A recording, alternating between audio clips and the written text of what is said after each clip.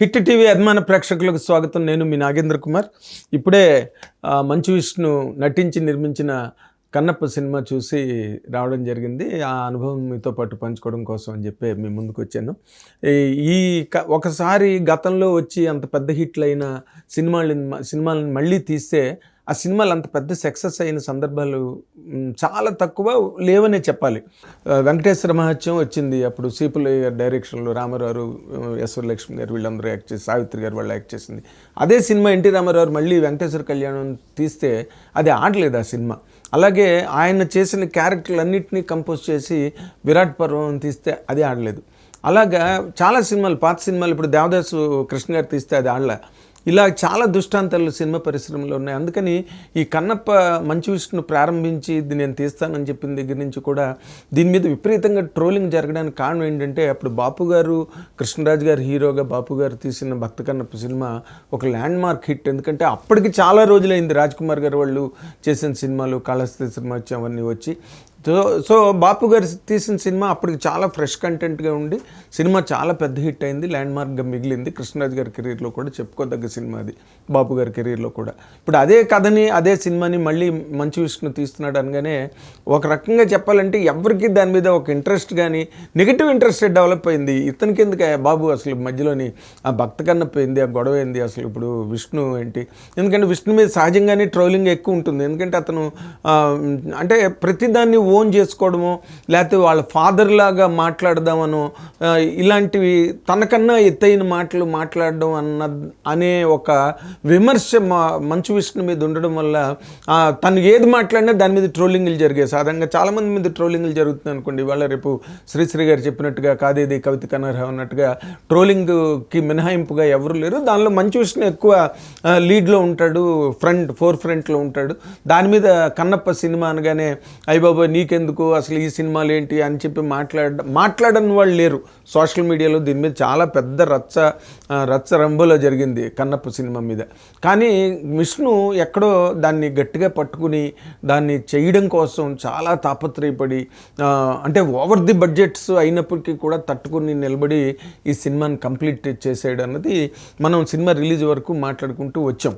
కానీ ఇందులో అంటే మోహన్ బాబు గారు లాంటి ఒక పర్సనాలిటీ వెనకాతలు ఉండడం వల్ల విష్ణు ఈ సినిమా చేయగలిగాడు. లేకపోతే ఇంతమంది క్యాస్టింగ్, ఇంతమంది సూపర్ స్టార్స్, ప్రతి లాంగ్వేజ్లోని సూపర్ స్టార్ ఈ సినిమాలో ఉన్నాడు. అక్కడ అక్షయ్ కుమార్, ఇక్కడ మోహన్ లాల్ గారు, అక్కడ శరత్ కుమార్, ఇంకా ఆల్ ఇండియా బాహుబలి ప్రభాస్, ఇంతమందిని కలిపి సినిమా చేయగలిగాడంటే మాత్రం విష్ణు అది 100% తను శివలీల అని ఇంటర్వ్యూలో చెప్పినప్పటికీ కూడా ఓకే, శివలీల ఉంటే ఉండొచ్చు, దాన్ని ఎవరు కాదనలేదు. కానీ బట్ బేసిక్గా దానికి మోహన్ బాబు గారి ప్రోద్బలం కానీ, మోహన్ బాబు గారి ప్రాపకం కానీ, ఆయనకి ఇన్నాళ్ళ ఈ కెరీర్లో, ఈ సుదీర్ఘమైన నట జీవితంలో తక్కువ నటీనటులతో ఆల్ ఇండియా లెవెల్లో ఉన్న కాంటాక్ట్స్ని బాగా వాడి ఈ సినిమాలో యాక్టర్స్ అందరినీ పెట్టడం జరిగింది. దాన్ని ఇంతమంది ఉన్నారు ఈ సినిమాలోని, అసలు మంచు విష్ణు వీళ్ళందరి మధ్య ఎక్కడ కనిపిస్తాడు? పైగా ప్రభాస్ ఉన్నాడు, అండ్ ఇందులో లేని స్టార్స్ లేరు. కాజల్ దగ్గర నుంచి ఇందులో ఇంతమంది ఆర్టిస్టులు చేయడం, దానిలో మంచు విష్ణు అన్న ఒక యాక్టరు, ఎందుకంటే అతనికి ఈ రోజు వరకు చెప్పుకోదగ్గ ల్యాండ్ మార్కు, చెప్పుకోదగ్గ ఒక అద్భుతమైన సినిమా మంచు విష్ణు చేశాడని చెప్పుకోవడానికి ఏవో రన్ ఆఫ్ ది మిల్ సినిమాలు వచ్చాయి, 1, 2, 3 ఎన్నో హిట్ అయిన సినిమాలు ఉన్నాయి. కానీ అవి సరిపోవు. ఈ రోజుల్లో ఒక గ్రేట్ యాక్టర్గా కానీ, ఒక చాలా టాప్ హీరోగా కానీ ప్రూవ్ చేసుకోవాలంటే ఇండస్ట్రీని దొళ్ళగొట్టేసే హిట్లు రావాలి.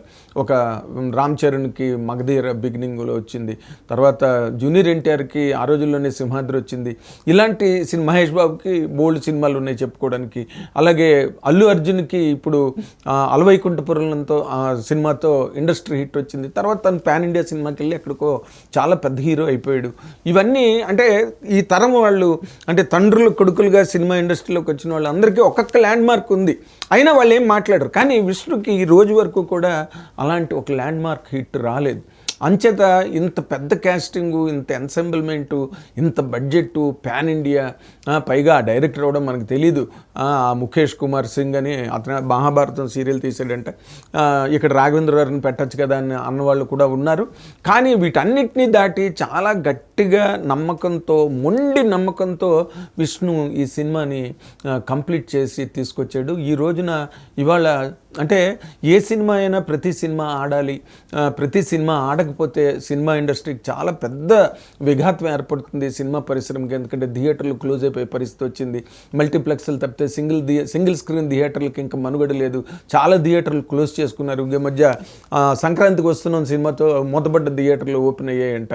తర్వాత ఇంకొన్ని మొన్న వచ్చిన కుబేర సినిమాతో కూడా మళ్ళీ సింగిల్ స్క్రీన్స్ బాగా నిండాయి అని చెప్పి రిపోర్ట్లు వస్తుంటే వినడానికి చాలా ఆనందంగా ఉంటుంది. ఎందుకంటే సినిమా ఇండస్ట్రీ కలకలం అంటే కలకలాడుతుంటే ఎంతమందో వేలాది నిరుద్యోగులకి వేలాది ఉద్యోగాలు దొరుకుతాయి, కొత్త దర్శకులకు ప్రోత్సాహం దొరుకుతుంది, కొత్త నటీనటులు, కొత్త కంటెంట్ సినిమా పరిశ్రమకు వచ్చి సినిమా పరిశ్రమ ఎప్పటికీ పచ్చగా ఉంటుంది. కాబట్టి ప్రతి సినిమా ఆడాలని కోరుకుంటాను నేను ప్రత్యేకంగా ఒక సీనియర్ జర్నలిస్ట్గా. ఎందుకంటే ఎన్నో కళలు, ఎంతో తాపత్రయం, ఎంతో కృషి, ఎంతో సాక్రిఫైజు, ఎంతో స్ట్రగుల్ పడి ప్రతి సినిమా బయటకు వస్తుంది. ఇప్పుడు ఈ సినిమా అయినా ఎన్నాళ్ళు 10 ఏళ్ళ కళ్ళంట మంచు విష్ణుకి. అండ్ దానిలో వేలాది మంది క్రూ పనిచేశారు, అన్ని లాంగ్వేజెస్లో పనిచేశారు, రాత్రి పగలు ఫైటింగ్ జరిగింది. ఇలాంటి సినిమా దెబ్బతింటే చాలా ఒక రకంగా ఎంతో నిరాశక్తత కలుగుతుంది. కానీ ఈ రోజున నిన్న ప్రీమియర్స్ పడ్డాయి, యుఎస్ నుంచి రిపోర్ట్లు వచ్చాయి. చాలా మంచి సినిమా ఇది, చాలా అద్భుతంగా ఉంది, లాస్ట్ 40 minutes ఎక్సలెంట్గా ఉంది, ఎక్సైటింగ్గా ఉంది,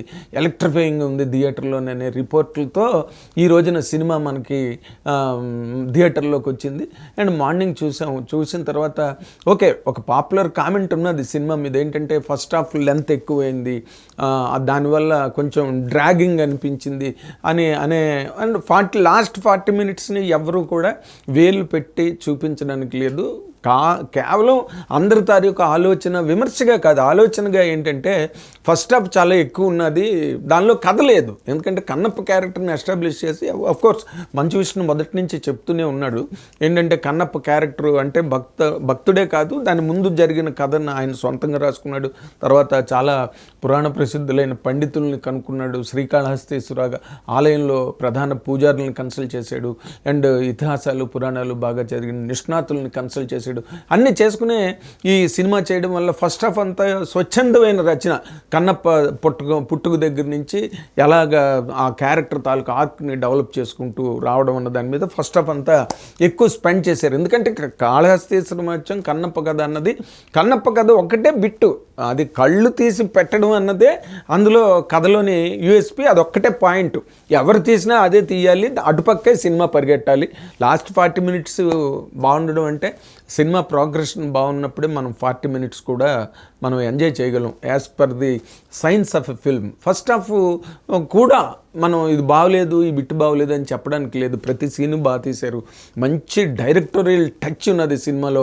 అంటే అతనికున్న అనుభవం, ఆ ముఖేష్ కుమార్ సింగ్ని సెలెక్ట్ చేసుకోవడంలో మంచు విష్ణు కానీ మోహన్ బాబు గారు కానీ ఒక మంచి తెలివైన మూవీ వేశారని నాకు అనిపించింది. ఎందుకంటే చాలా మంచి ఎక్స్పీరియన్స్డ్, చాలా మంచి మెచ్యూరిటీతో కథని, ఎందుకంటే లేని కథ అది, రాసిన కథ, ఆ రాసిన కథని చాలా అద్భుతంగా ప్రజెంట్ చేశారు సినిమాలోని. ఎక్కడ కూడా బోరు కొట్టిన సీన్ అన్నదే లేదు. కాకపోతే కొంచెం లెంత్ ఎక్కువైంది, 3 గంటల 15 నిమిషాలు ఎంతో, అంత లెంత్ అవసరం లేదని నాకు అనిపించింది. But they wanted to tell that story at that length. మరి వాళ్ళకి ఎవరు చెప్పారో చెప్పలేదో తెలియదు కానీ, బట్ ఫస్ట్ హాఫ్ అంతా కూడా లెంతీగా ఉన్నప్పటికీ కూడా దానిలో ఒరిజినల్గా ఆ స్థల మహత్యం కానీ లేకపోతే కథకు సంబంధించిన కంటెంట్ కానీ ఏం లేదు. కన్నప్ప క్యారెక్టర్ని డెవలప్ చేయడం, అందులో చిన్న లవ్, రొమాన్స్, ఏదో యూత్కి కావాల్సిన ఏదో చిన్న కంటెంట్ గట్ట క్రియేట్ చేశారు. That's all good.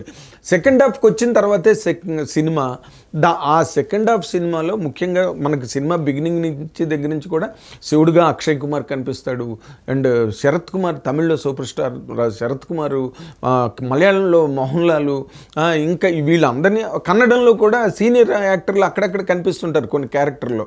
అంటే ఆల్ లాంగ్వేజెస్కి క్యాటరేట్గా పాన్ ఇండియా సినిమా అన్న ఉద్దేశంతో వాళ్ళు జాగ్రత్త పడి మోహన్ బాబు గారి కాంటాక్ట్స్ని బాగా వాడి అందరు యాక్టర్స్ని ఈ సినిమాలోకి తెచ్చుకోగలిగారు. వీటన్నిటినీ మించి ఇండియన్ హెర్క్యులెస్ బాహుబలి మన ప్రభాస్ ఆ సినిమాలో ఉన్నారు అన్న దగ్గర నుంచి అసలు సినిమాకి విపరీతమైన హైప్ వచ్చింది. ప్రభాస్ ఉన్నాడు సినిమాలో. ప్రభాస్ ఏం చేస్తున్నాడో ఆ క్యారెక్టర్ ఏంటో తెలీదు. నేనే అడిగాను, కన్నప్పని ప్రభాస్నే పెట్టచ్చు కదా నువ్వు అని చెప్పి. అలా అంటే ఆయనకున్న ఇమేజ్ అలాంటిది, అంత టవరింగ్ ఇమేజ్ ప్రభాస్ ఉండడం అన్నది మామూలు విషయం కాదు. ప్రభాస్ని రోపిన్ చేయడం అన్నదే పెద్ద అచీవ్మెంట్ ఈ సినిమాలోకి. సెకండ్ హాఫ్ స్టార్ట్ అయిన తర్వాత మాత్రం టువర్డ్స్ ద క్లైమాక్స్ ఆ కథ పరిగెత్తిన విధానం కానీ, లేకపోతే ప్రభాస్ వచ్చిన తర్వాత అసలు థియేటర్ దద్దరిల్లిపోయిందనమాట. అసలు ప్రభాస్ ఎంత బ్రహ్మాండంగా, ఎంత కంపోజ్డ్గా, అంటే ఒక సాధువులాగా, ఒక తత్వవేత్తలాగా ఆ డైలాగ్ డెలివరీ కానీ, అసలు ఆ వాస్తవాలు, నిజ జీవన వాస్తవాలు మాట్లాడడం, భక్తి తత్వం మాట్లాడడం, ఇవన్నీ మాట్లాడుతుంటే థియేటర్ గోల పెట్టేసిందనమాట. అందులో ప్రధానంగా అంటే మన మీడియా అంతా నిన్న మంచు విష్ణు కూడా అన్నాడు, ప్రభాస్ డైలాగ్ ఏంటంటే మంచి డైలాగ్ ఉంది, మీరు ఎప్పుడు ప్రభాస్ని అడిగే డైలాగ్ ఒకటి ఉన్నది ఇందులోనని, అంటే పెళ్ళి ఎప్పుడు అంటే ఇప్పుడు కాదులే అనో ఎప్పుడో అని ఏదో ఒక డైలాగ్ ఉంది దానికి. ఎందుకంటే ప్రభాస్ పెళ్ళి ఎప్పుడు అని సోషల్ మీడియాలో విపరీతమైన చర్చలు జరిగిపోతుంటాయి. ఆ డైలాగ్ అసలు మామూలుగా పేర్లేదు థియేటర్లోని, మంచి ఎంటర్టైన్మెంట్ క్రియేట్ అయింది ఆ పాయింట్లో. But the scene was so serious. కథని మలుపు తిప్పి కన్నప్పని భక్తి తత్వం వైపుకు మళ్ళించే ఒక గొప్ప సీన్. ప్రభాస్ ఆల్మోస్ట్ 30 minutes ఉన్నాడు సినిమాలో. ఆ సీన్లు మాత్రం చాలా అద్భుతమైన ట్రాన్స్ఫార్మేషను. డైరెక్టర్ని మెచ్చుకోవాలి ఇక్కడ. ఆ సీన్స్ తీయడం అంత కష్టం కాదు, ఎందుకంటే యువతల ప్రభాస్ కన్నప్ప వైఫ్ దగ్గర ఉంటాడు, అవతలేమో మోహన్ బాబు దగ్గర ఉంటాడు, యువతల కన్నప్ప దగ్గర ఉంటాడు మహాదేవ శాస్త్రి క్యారెక్టరు మోహన్ బాబు గారు. ఈ మూడింటిని కంపోజ్ చేయడం అన్నదే ఆ సినిమాలో చాలా బ్రిలియన్స్. అద్భుతంగా ఆ డైరెక్టర్ దాన్ని బాగా పెర్ఫామ్ చేసి బాగా ఎగ్జిక్యూట్ చేశాడు. అండ్ తర్వాత ఈ సినిమా ఆ సెకండ్ హాఫ్లో ఆ వైఫ్ ఎప్పుడైతే కన్నప్ప వైఫ్ కష్టాల్లో పడి ఒక దుర్మార్గుడి బారిలో పడబోతోంది, ఇల్లు దహనం అయిపోయింది, దహనం చేసేసాడు వాడు అనుకున్న టైంలో ఆ భార్యని, అంటే శివుడు లీల అనే కాన్సెప్ట్లోనే చూపించారు. కాళహస్తీశ్వర మహత్యంలో జరిగినది ఏది? శ్రీకాళహస్తి అంటే శ్రీ అంటే సాలిపురుగు, కాళము అంటే నాగుపాము, అండ్ హస్తి అంటే ఏనుగు. ఈ మూడింటి తాలూకా పాయింట్ ఏదైతే ఉందో ఆ పాయింట్ని సినిమాకి భలే అన్వయించి చాలా అద్భుతంగా ఆ మూడు ఏవైతే శివభక్తులుగా ఆ మూడు ప్రాణత్యాగం చేసేసాయో, ప్రాణాలు కోల్పోయాయో కాళహస్తిలో, ఆ పాయింట్ని చాలా గొప్పగా ఈ కథకి అడాప్ట్ చేసి చెప్పడం జరిగింది. నేను అందులో ఈ స్టోరీ డెవలప్మెంట్లో హెల్ప్ చేసిన రైటర్స్ని కానీ, ఆ డైరెక్టర్ తాలూకా థాట్ను కానీ, వీటన్నిటిని డైరెక్టర్ థాట్ అయి ఉండదు, ఎందుకంటే బికాస్ ఈజ్ నాట్ ఇక్కడ ఏం జరిగింది Kaleshwaram must have told him. ఆయన చదువుకుని ఉంటాడు, మహాభారతం లాంటి సీరియల్ తీసిన డైరెక్టర్ కాబట్టి ఇవన్నీ తెలుసుకుని ఉంటాడు. కానీ ఆ టైంలో ఆ భార్య ఎప్పుడైతే అడవిలో ఆ దుర్మార్గుడి బారిన పడిందో, ఓ ఏనుగు వచ్చి ఎలాగా కాపాడింది, ఒక నాగుపాము వచ్చి ఎలా కాపాడింది, ఒక సాలిపురుగు వచ్చి ఎలా కాపాడింది, ఆ విలన్ని ఆ సాలిపురుగు మొత్తం టోటల్గా వీవ్ చేసి వెబ్ సాలిగూడుని అల్లి వాడిని బంధించి, ఆ మూడింటి తాలూకా ప్రొజెక్షను కన్నప్ప భార్యని రక్షించడంలో చూపించిన ఎలిమెంట్ మాత్రం ఎక్స్ట్రాడనరీ డెవలప్మెంట్ కథలో 100% దాన్ని ఒప్పుకోవాలి. ఇంకా ప్రభాస్, ఎందుకంటే ఈ కన్నప్ప క్యారెక్టర్ అనేది భక్తితత్వం వైపు మళ్ళీ అటు పక్కకి వెళ్ళిపోవలసిన ఒక సందర్భంలో ప్రభాస్ రావడం అన్నదే ఆ సినిమాకి ఒక గొప్ప హైనిచ్చింది. అండ్ పీపుల్ ఆర్ ప్రిపేర్డ్, ఆడియన్స్ని ప్రిపేర్ చేయడానికి ప్రభాస్ ప్రెజెన్స్ అన్నది చాలా గొప్పగా ఉపయోగపడింది. ప్రభాస్ చెప్పాడు కాబట్టి ప్రభాస్కు ఉండే దాన్ని ఏమంటారు, ఆ ప్రామినెన్స్, ఆ ఎమినెన్స్ ఏదైతే ఉందో అది కథకి మంచు విష్ణుకి చాలా గొప్పగా హెల్ప్ అయింది అని చెప్పడానికి ఏమాత్రం సందేహించనక్కర్లేదు. ఇందులో ముఖ్యంగా ఏంటంటే ఈ లాస్ట్ 40 minutes ప్రభాస్ వచ్చేసరికి ఒకసారి దద్దరిల్లిన తర్వాత ప్రభాస్ క్యారెక్టర్ ఎండ్ అయిపోయి కన్నప్ప భక్తితత్వం వైపు మళ్ళిన తర్వాత శివలింగం దగ్గరికి వచ్చి లాస్ట్లో మంచు విష్ణు డైలాగులు చెప్తున్నప్పుడు ప్రతి డైలాగ్కి ట్రోల్ చేశారు, ప్రతి డైలాగ్కి కౌంటర్ వేశారు థియేటర్లో. కానీ ఒక్కసారి ఎప్పుడైతే లాస్ట్ 20 minutes అంటే కన్నప్ప కన్ను తీసి పెట్టడం అనే పాయింట్ ఎప్పుడైతే వచ్చిందో థియేటర్లో పిన్ డ్రాప్ సైలెన్స్, కంప్లీట్గా రివిటెడ్ టు ద చైర్స్. ఒక్కడి నోట్లోంచి మాట్లేదు, టోటల్గా సైలెంట్. ట్రాలర్స్ అసలు మామూలుగా విజృంభించలేదు. నేను ఇందాక చెప్పినట్టుగా ఈ ట్రాలర్స్ కూడా ఎక్కడి నుంచి పుట్టుకొస్తారంటే వాళ్ళు ఎవరిని వదలట్లేదు. ఇప్పుడు మేము చేసే ఇంటర్వ్యూల్లో కూడా ఎప్పుడైనా ఏదైనా ఒక మాటో లేకపోతే ఇంకేదైనా తప్పు మాట లేకపోతే ఏదైనా ఇంగ్లీష్ మాట్లాడతాము, లేకపోతే ఇంకేదో లాంగ్వేజ్ గబుక్కుని నోట్లోంచి వస్తుంది, కింద విపరీతంగా కామెంట్లు పెట్టేస్తారు, ఇంగ్లీష్లో తెలుగులో మాట్లాడరా, ఇంగ్లీష్ ఎందుకు నీకు అని, నీ బొచ్చులో ఇంగ్లీష్ వినలేకపోతున్నావు అని ఏవో పిచ్చి పిచ్చి వాళ్ళకి నచ్చిన కామెంట్లు పెట్టేస్తారు. పిచ్చివని కూడా అనలేము, అవి వాళ్ళకి తోచిన కామెంట్లు పెట్టేస్తున్నారు. ఆ ట్రోలింగ్ విష్ణు మీద నేను ఇందాక చెప్పినట్టుగా విపరీతంగా జరిగింది. అది థియేటర్లో కూడా మామూలుగా కాదు, విశ్వరూపం దాల్చింది. కానీ లాస్ట్ 20 minutes మాత్రం ఎక్స్ట్రాడినరీ అని చెప్పక తప్పదు. ఎందుకంటే వీళ్ళందరి మధ్య అసలు మంచు విష్ణు ఈ కథని, ఈ క్యారెక్టర్ని అసలు పాన్ ఇండియా అంటున్నాడు. మన తెలుగు సినిమాలకి, సౌత్ ఇండియన్ స్టఫ్కి ఈరోజు నార్త్లో విపరీతంగా హారతలు పట్టి బ్రహ్మరథం పెట్టేస్తున్నారు. ఈ మంచు విష్ణు ఏం కొంప ముంచుతాడో ఏంటో ఈ సినిమా గట్ట చేసి. అంటే తను గొప్ప ఆవేశపరుడు. బేసిక్గా ఏం మాట్లాడినా ధైర్యంగా మాట్లాడుతుంటాడు. దానివల్ల ఎక్కువగా ట్రోలింగ్కి గురవుతుంటాడు. ఈ సినిమా తీసుకున్నాడు, మోహన్ బాబు గారి కెరీర్ అంతా దానిలో ఉన్నది. తక్కువ ఖర్చు కాదు, భయంకరంగా ఖర్చు జరిగింది పాన్ ఇండియా లెవెల్లో.